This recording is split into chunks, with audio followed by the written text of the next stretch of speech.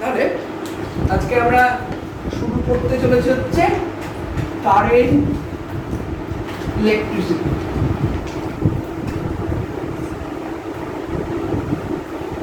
আচ্ছা, আগের দিন পর্যন্ত আমরা যা পড়েছিলাম সেটা আমাদের ছিল হচ্ছে পার্ট অফ ইলেকট্রোস্ট্যাটিক্স, এবং সেখানে যে আধানগুলোর কথা বলা হতো সেই আধানগুলো হচ্ছে একটা জায়গায় স্থির হয়ে থাকে। স্থির আধান, তার কি ইফেক্ট তার আশেপাশের অঞ্চলে পড়তে পারে, আমাদের আলোচনার বিষয় ছিল আগের দিন সেটা। আজকে কিন্তু আমাদের আলোচনার বিষয় আস্তে আস্তে চেঞ্জ হয়ে যাচ্ছে।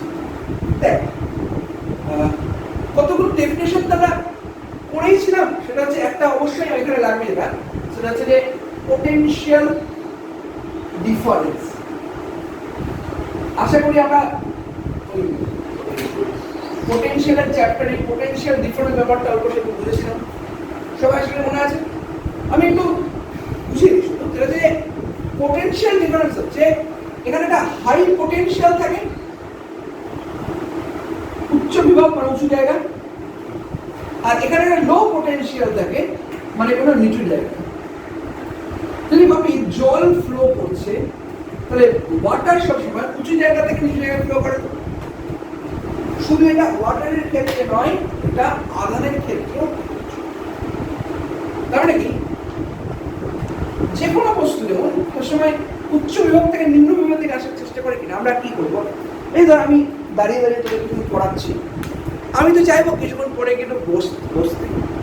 কেন তোরা এখানে এখন তোরা আমি ধর তোদের 1 ঘন্টা বা 2 ঘন্টা যাই ক্লাস নিয়ে, তোরা তোদেরকে একটা বসার জায়গা করে দিস। এটাই তো তোরা বলতাম 1 ঘন্টা 2 ঘন্টা বা 2 ঘন্টা দাঁড়িয়ে দাঁড়িয়ে ক্লাস কর, তোরা কি করতে পারছিস? কেন করতে পারছিস না? কথা যে ঠিক আছে, তোকে দাঁড়িয়ে দাঁড়িয়ে যাবে স্ট্যান্ডটার পাশে, দেখুন দাঁড়িয়ে যাবে।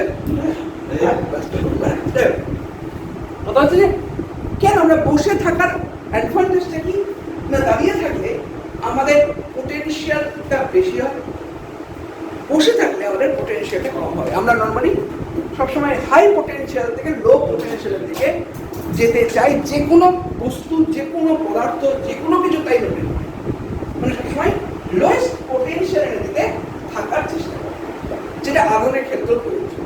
তাহলে আধানের প্রভাবটা কি হবে? সবসময় ফ্লো অফ ইলেকট্রন বা ফ্লো অফ ইলেকট্রন এখন বলছি না, ফ্লো অফ চার্জ, এই চার্জের ফ্লোটা হয় সবসময় হাই পোটেনশিয়াল থেকে লো পোটেনশিয়াল। আচ্ছা, পোটেনশিয়াল সম্বন্ধে তোমাদের আইডিয়া আমি আগে দিয়েছি, এখানে এক্সট্রা করে দিচ্ছি। এবার কথা হচ্ছে যে আমরা এই ফ্লো অফ চার্জের ক্ষেত্রে এখানে কিন্তু বেশি আমাদের ইম্পর্টেন্ট হয়ে যাবে হচ্ছে ইলেকট্রন। ইলেকট্রন কি আমাদের সব কম বেশি সবারই আইডিয়া আছে না? ইলেকট্রন এক ধরনের কোয়ান্টাম মেকানিক্যাল পার্টিকেল, এবং যেটা যে কোনো অ্যাটমের মধ্যেই থাকে, এবং তার চার্জ হচ্ছে সর্বদা নেগেটিভ বা -1.6 into 10 to the power -19 coulomb.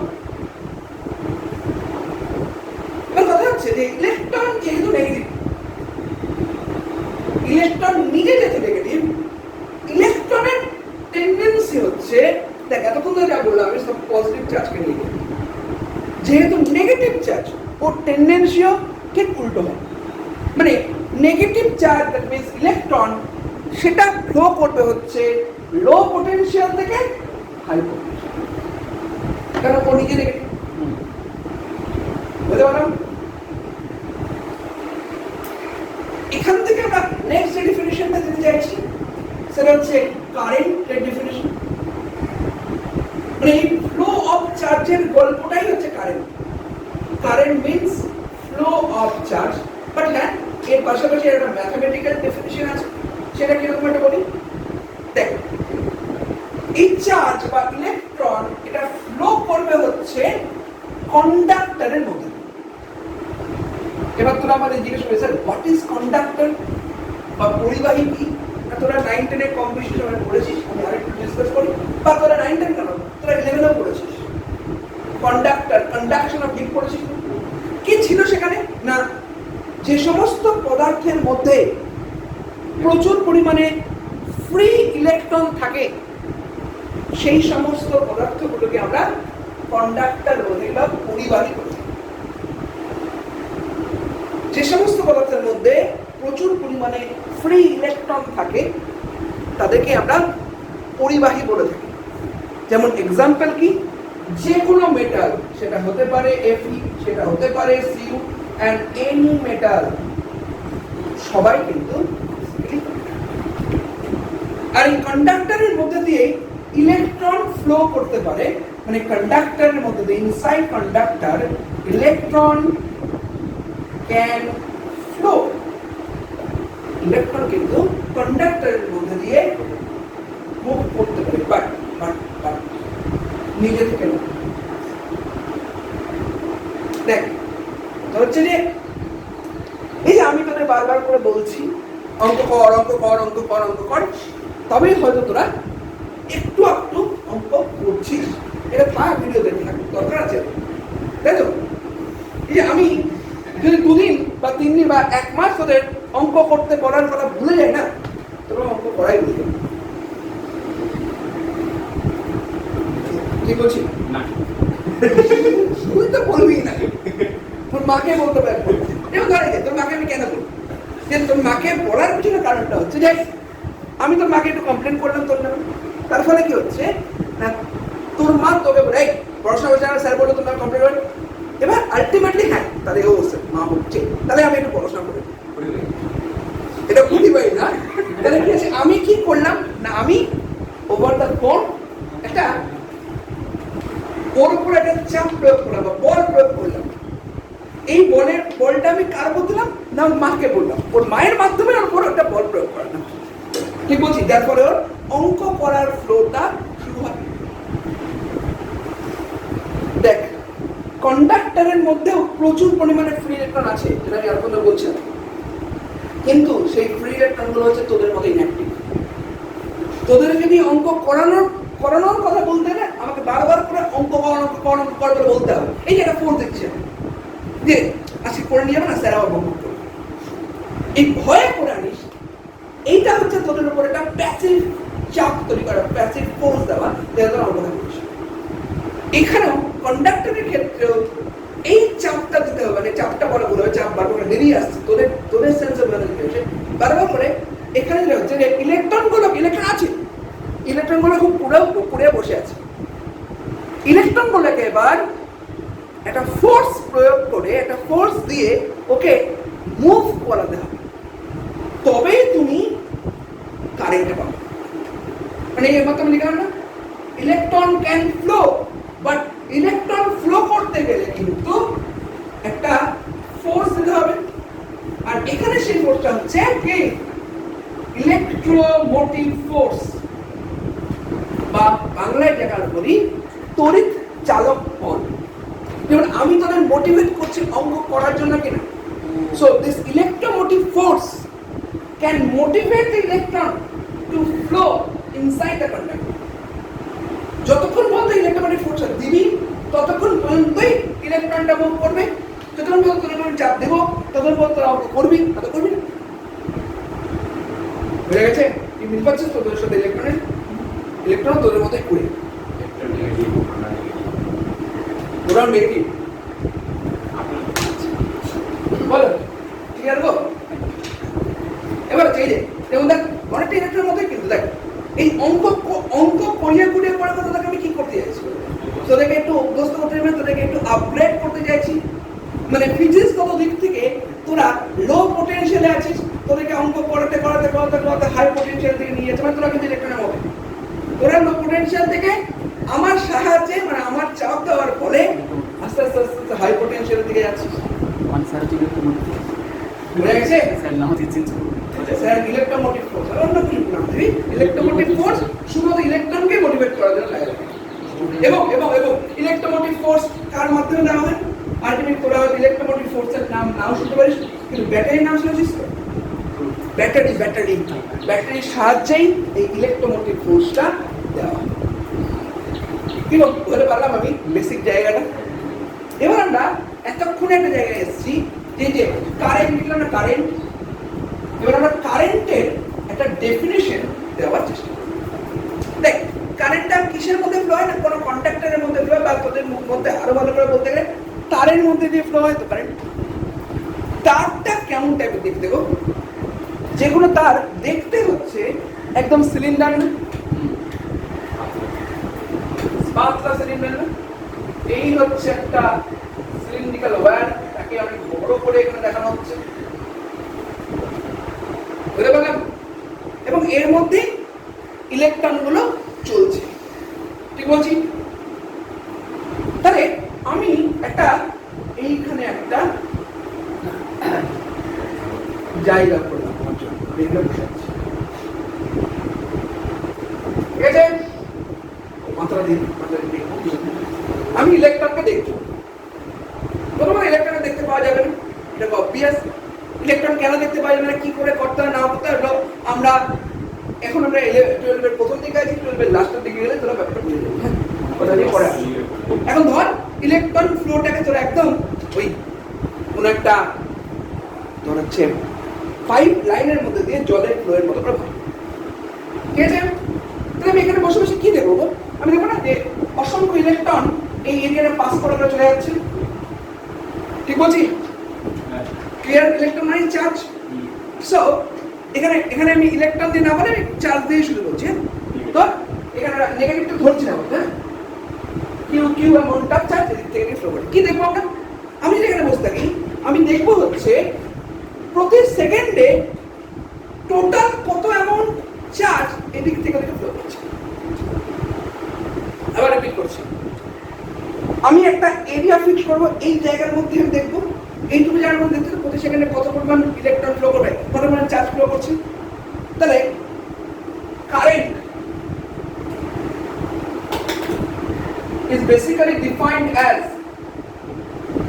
rate of flow of charge through a surface. Rate of flow of charge through a surface area. এবার এটাকে এই জন্য আমরা একটু আরেকটু অন্যভাবে প্রকাশ করি, যে আমরা কারেন্টের কারণে প্রকাশ করি আই। এবার আমি দেখলাম যে আমি এখানে খুব ডেল্টি সময় অপেক্ষা করলাম, আর আমি এখানে ওই ডেল্টি সময়ের মধ্যে এখান থেকে এখানে ডেল কিউ অ্যামাউন্ট অফ চার্জকে যেতে দেখলাম। অবশ্যই চার্জ কিন্তু যেতে যাবে না, অবশ্যই এদিকে একটা হাই পোটেনশিয়াল থাকবে, এদিকে একটা লো পোটেনশিয়াল থাকবে। এই বিষয়ে কারণ আপত্তি নেই তো? আমি একটু চার্জ দেবো, যা বলবো ইলেকট্রনের ক্ষেত্রে উল্টো ধরবো। এবার কথা হচ্ছে যে কারেন্টের মানটা কি হবে?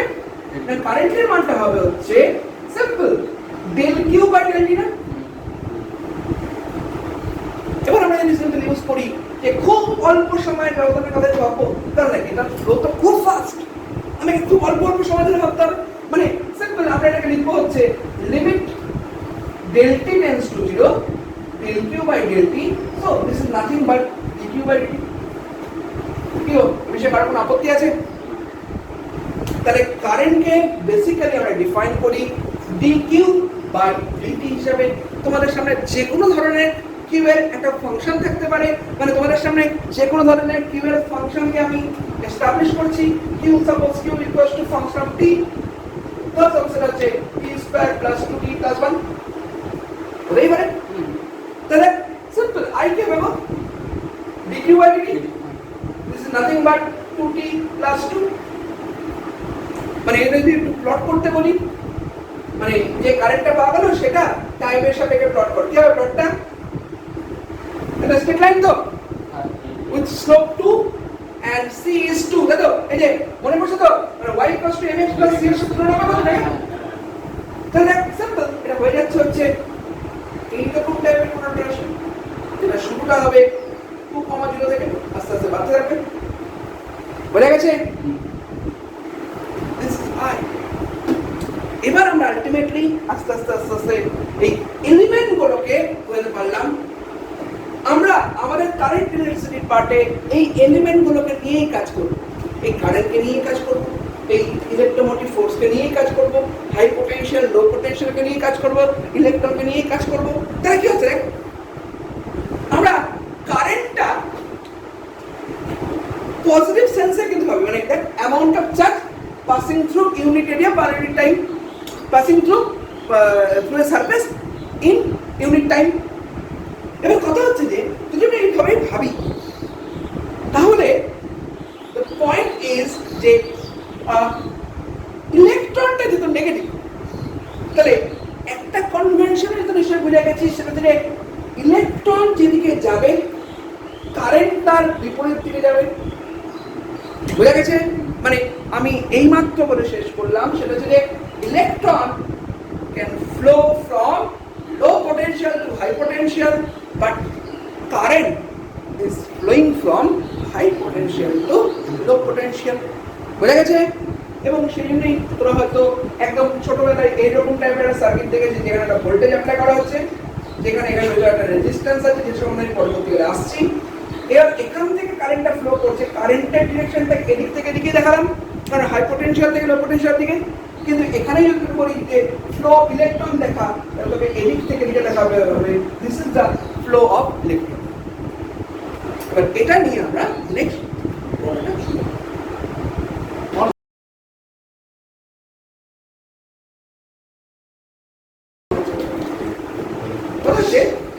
এবার আমরা আলটিমেটলি যেটা জায়গায় এসেছি, এবার আমরা হয়তো ওহমস লটাকে তোমাদের সামনে একটু প্রকাশ করতে পারি। ওহমস ল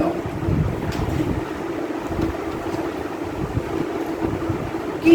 ওহমস ল বলি কি বলছে না, ধর কি বলছে বল, কে কে জানিস V versus I ohm's law?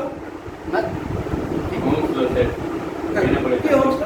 V equal I R B question এটা ওহমস ল, আরে বি কোশ্চেনটা এটা ওহমস ল, এটা ওহমস ল নয়। হ্যাঁ, যদি কোনো বইয়ে লেখা থাকে, আমি এটা অন ক্যামেরা বলছি, যদি কোনো বইয়ে লেখা থাকে যে V is proportional to I, হ্যাঁ বইটাতে আমার দায়িত্ব নিয়ে কেটে দিই।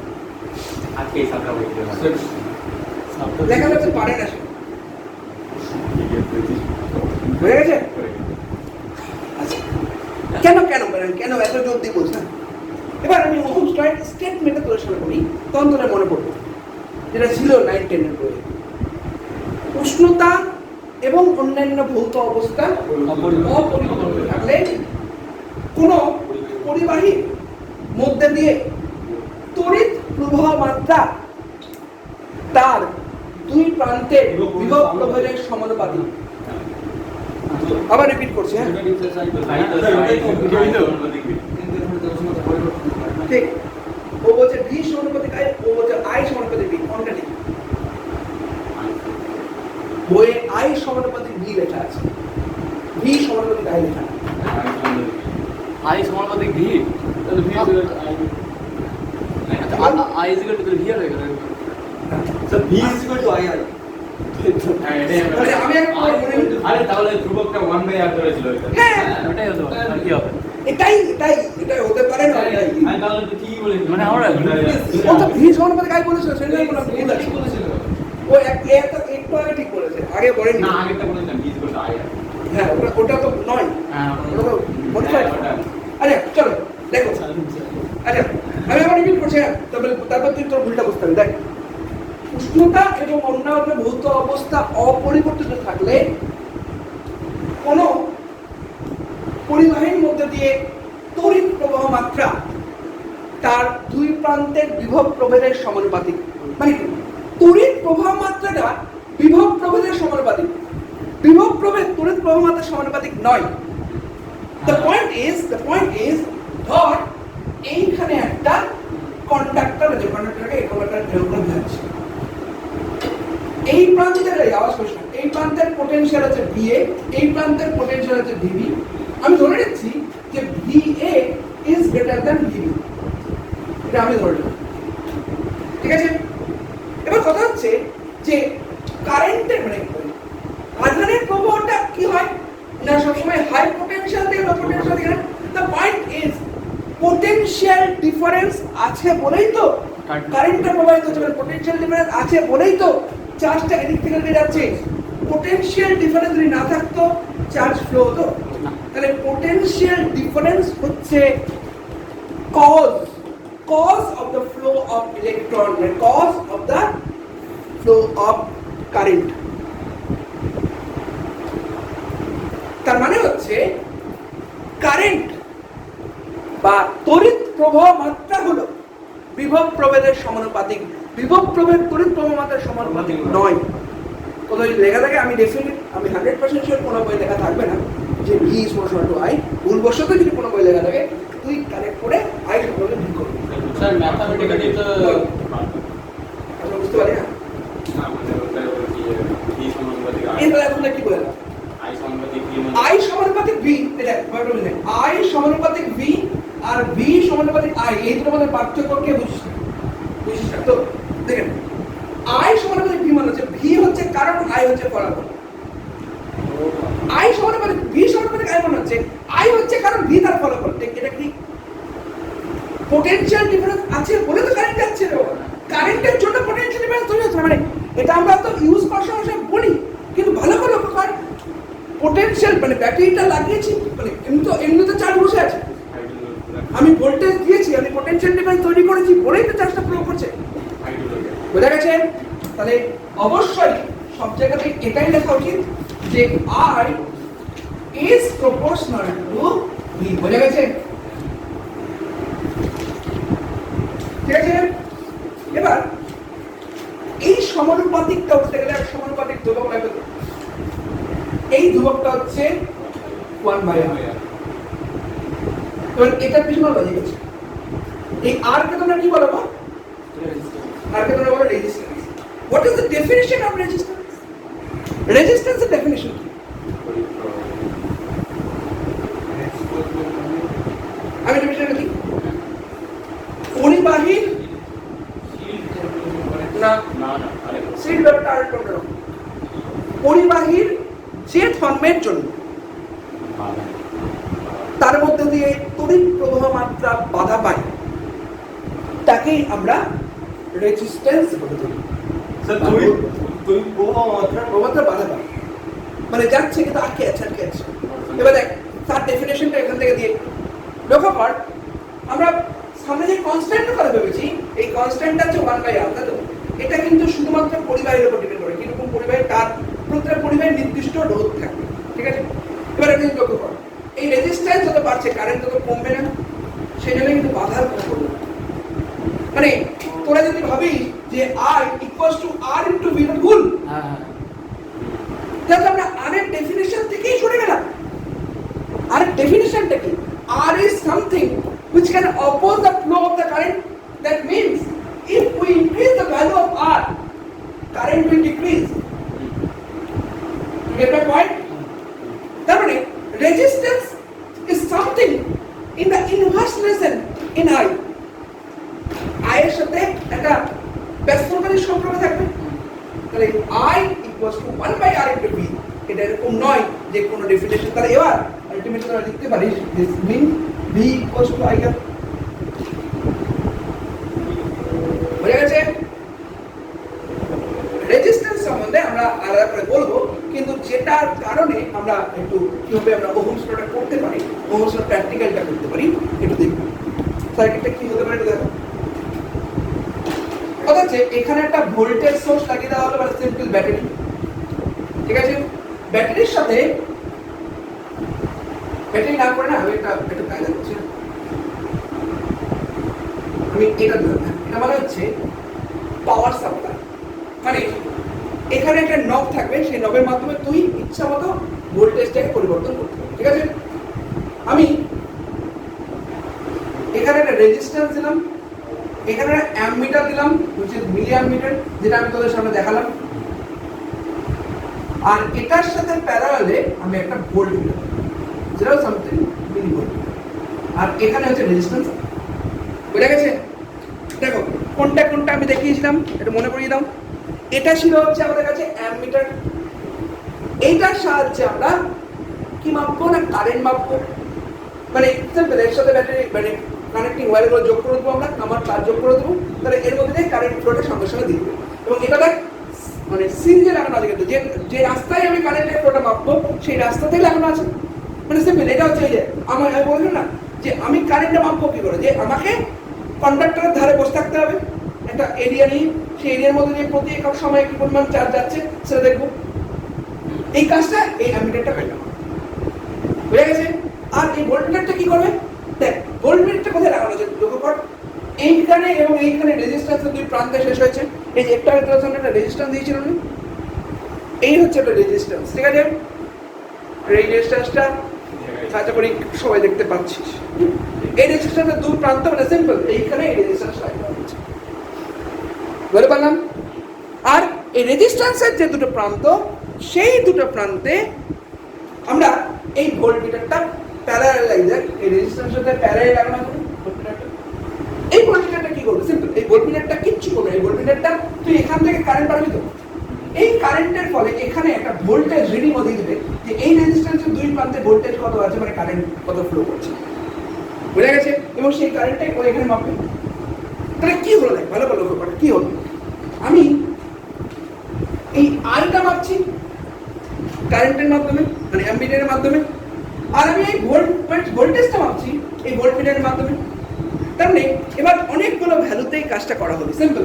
মানে তুই V which is in millivolt, I which is in milliampere একটা ডেটা শিট তৈরি করি।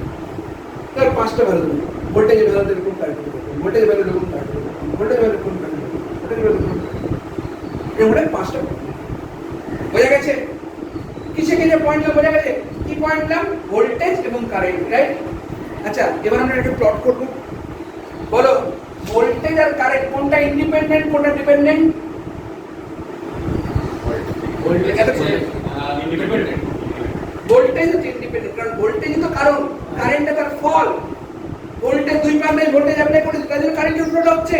একটু আগে তো বললাম আই প্রসার ভি, আইটা ভি এর উপর ডিপেন্ড করছে, ভিটা ইন্ডিপেন্ডেন্ট, হয়ে গেছে?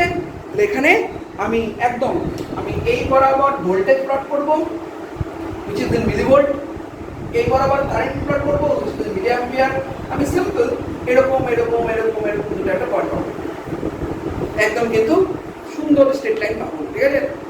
বা এতটা বাজে হয় না, এই হয় মোটামুটি অ্যাভারেজ না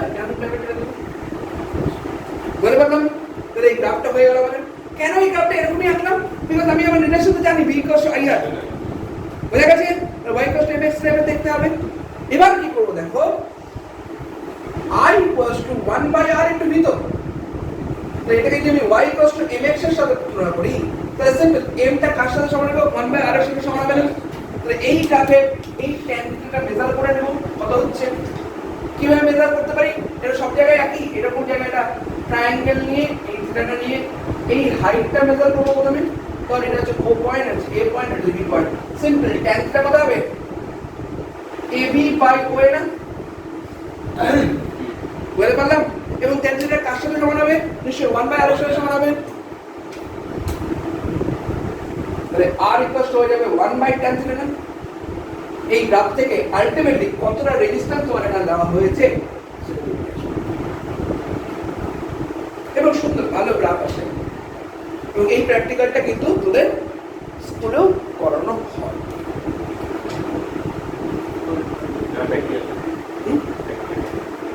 বোঝা গেছে ওটা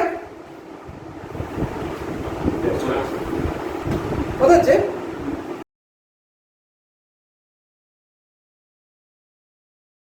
এরপরে আমরা যেটা বলতে চলেছি সেটা আমরা ওহমস ল থেকে রেজিস্ট্যান্সের ডেফিনিশনটা দিয়ে দিই, তো রেজিস্ট্যান্সটা কি না কিভাবে কি হবে না হবে এটা বলতে হবে। সো তো একটা বলে না যে এই যে ফ্লোটাকে মানে কন্ডাক্টরের মধ্যে কারেন্টের ফ্লোটাকে সিম্পল আমরা একটা সিলিন্ডারের মধ্যে ওয়াটারের ফ্লোয়ের সাথে তুলনা করতেই পারি, কি বলছি? এটা আমি বললাম। ওদের কথা হচ্ছে যে এবার আমি কি বললাম না, রেজিস্ট্যান্স কাকে বলে, যে যে ধর্মের জন্য এর মধ্যে দিয়ে তড়িৎ প্রবাহটা বাধা পায় সেই ধর্মকে আমরা বলতে রেজিস্ট্যান্স দেবো।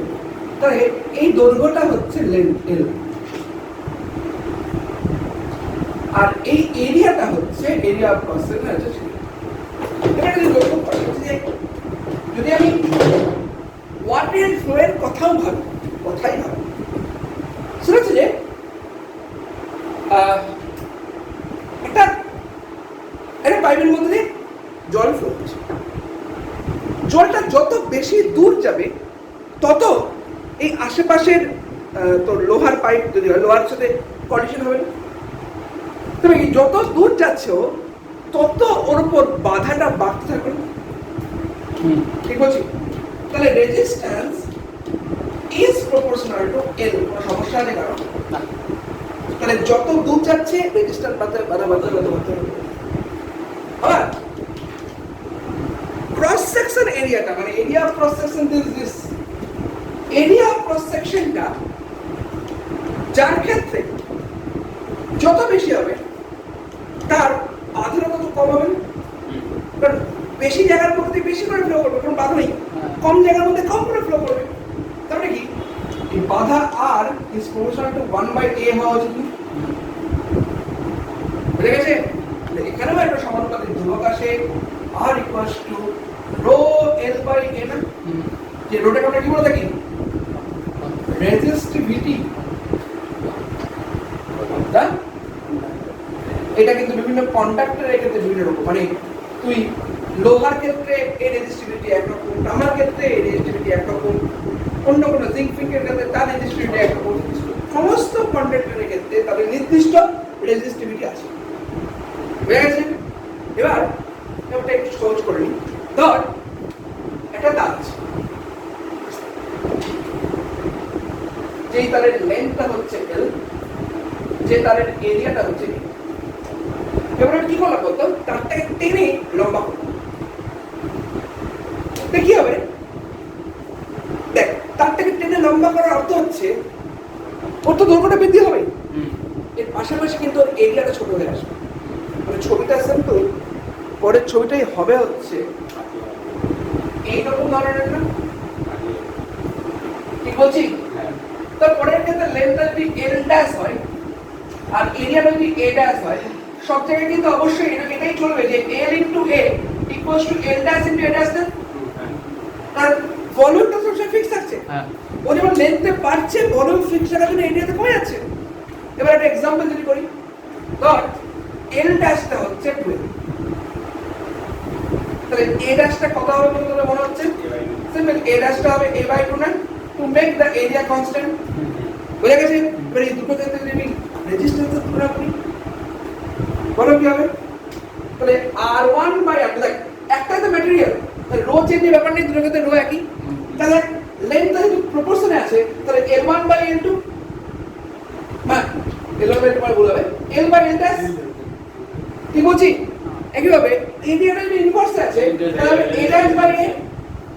কি গো, সবাই আমার সাথে একমত তো? L dash by L dash L by L dash R A dash by A, ঠিক আছে? L ড্যাশটা কি আছে? হ্যাঁ L dash by L। ও L বাই L ড্যাশ না, এবার ঠিক আছে? L বাই L ড্যাশটা কত আছে? 12। তাহলে এটা হয়ে গেল, দেখ L/12 ইনটু A ড্যাশটা কত আছে? A/2, A/2 A মানে A কেটে আছে, L কেটে আছে, দেখ 1 এর 4 হয়ে যাচ্ছে, মানে R2টা হয়ে যাচ্ছে কিন্তু 2 4 R1। মানে একটা তারকে তুই ধরে একটা লম্বা করে দিবি, ওর রেজিস্ট্যান্স কিন্তু 4 গুণ বেড়ে যাবে। যদি দ্বিগুণ বাড়াস ওর রেজিস্ট্যান্স কিন্তু 4 গুণ বেড়ে যাবে। কারণ ও যেমন দৈর্ঘ্যে বড় হচ্ছে, দৈর্ঘ্যে বড় হলেও ওর জন্য বেসিক্যালি বাধাটা বেশি হবে। আবার এরিয়াতে তো ছোট হয়ে আসছে, তাহলেও ওর বাধাটা বেশি হবে। এই অর্থে যখনই টেনে বড় করা হচ্ছে তখন আলটিমেটলি রেজিস্ট্যান্স 4 গুণ হয়ে যাচ্ছে। যদি এটা দেখতে পাচ্ছ, হ্যাঁ ছিল, হ্যাঁ। আর আরেকটা এই টপিকের লাস্ট টপিকটা বলি, সেটা হচ্ছে what is the effect of temperature? Effect of temperature on resistance of a conductor. Like a conductor-এর উপর টেম্পারেচারের কি প্রভাব পড়তে পারে? দেখ, আচ্ছা শুরু করেছেন কন্ডাক্টর দিয়ে, শেষও করবো কন্ডাক্টর দিয়ে। সেটা কথা হচ্ছে যে কন্ডাক্টর হচ্ছে এমন এক ধরনের ম্যাটেরিয়াল যার মধ্যে প্রচুর পরিমাণে ফ্রি ইলেকট্রন থাকে। কারণ আপত্তি আছে? এবার দেখ এখানে একটা তো থিওরি আছে, তার নাম হচ্ছে ব্যান্ড থিওরি। আমি ব্যান্ড থিওরিটা পরবর্তীকালে আরো ডিটেইলে করবো।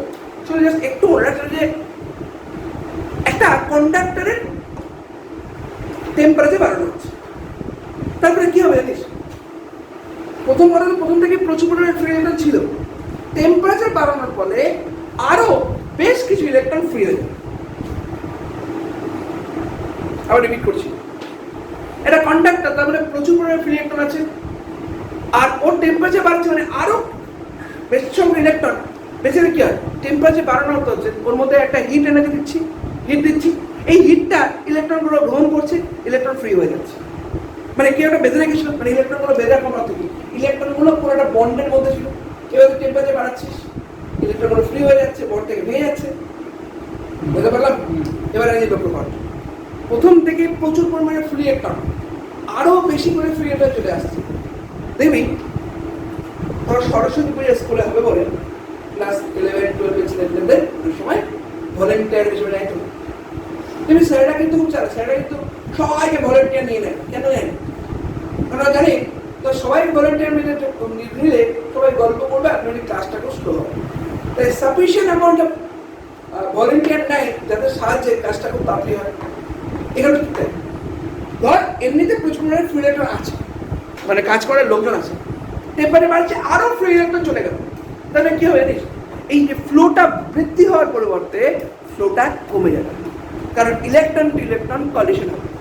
মানে একটা লম্বা রাস্তা আছে, লম্বা রাস্তায় এমনি প্রথম থেকে প্রচুর পরিমাণে ভিড় আছে, আরো বেশ কিছু লোক চলে যাবে, তাহলে কি ভিড়টা বেড়ে যাবে না?